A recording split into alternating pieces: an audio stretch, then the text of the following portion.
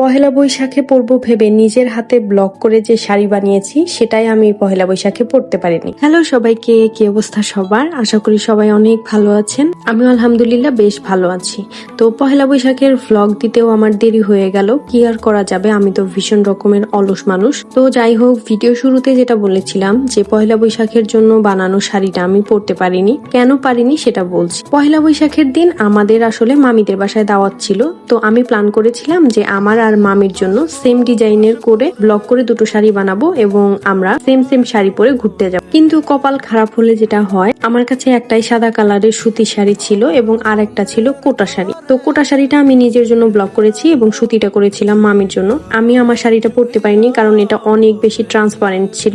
ব্যাপারটা আমি আগেও খেয়াল করিনি যে আরো একটা নতুন শাড়ি কিনে নিয়ে এসে সেটা ব্লক করব, এই উপায় ছিল না। শাড়ি পরতে গিয়ে দেখি যে শাড়ি অনেক বেশি ট্রান্সপারেন্ট। তো মামির জন্য আমি শাড়ি বানিয়ে নিয়ে গিয়েছিলাম। পরে আমার এই লাল শাড়িটা তোলা ছিল, সেটা বের করে আমি এটা পরেই গিয়েছিলাম মামিদের বাসায় দাওয়াত খেতে। তো মামি অনেক বেশি আয়োজন করেছে, বিভিন্ন রকমের ভর্তা ছিল, পান্তা ভাত ছিল, ইলিশ মাছ ভাজা ছিল, চিংড়ি মাছের ভুনা ছিল। আমার কাছে তো সবই অনেক বেশি মজা লেগেছে এবং সবশেষে ছিল ডেজার্ট। মামি নিজের হাতে পায়েস রান্না করেছিল এবং পায়েসটা আমার অনেক বেশি মজা লেগেছিল। এজন্য আমি ফুল 2 বাটি পায়েস খেয়ে ফেলেছি। আমি তো খুব সুন্দর করে শাড়ি পরে সাজুগুজু করে রেডি হয়েছি, কিন্তু আমি আমার প্রাণের স্বামীকে কোনোভাবেই রাজি করাতে পারিনি। সে পাঞ্জাবি পরবে না, তার নাকি অনেক গরম লাগে। সে গু কালারের একটা টি শার্ট পরে গিয়েছে, হলুদ কালারের, এটাই নাকি তার কমফোর্ট। আমি জানি না বছরের এইসব দারুণ উৎসবগুলো নিয়ে ছেলেদের মধ্যে কোনো রকমের এক্সাইটমেন্ট কেন থাকে না। তো যাই হোক, ঢাকায় আছি থেকে এবারের পহেলা বৈশাখটা আমার সবচেয়ে দারুণ ভাবে কেটেছে। কারণ পহেলা বৈশাখ মানেই আমার কাছে লাল সাদা রঙের শাড়ি, পান্তা ভাত, ইলিশ মাছ ভাজা, তারপর মেলায় যাওয়া, বিভিন্ন জিনিসপত্র কেনা, নাগরদোলা।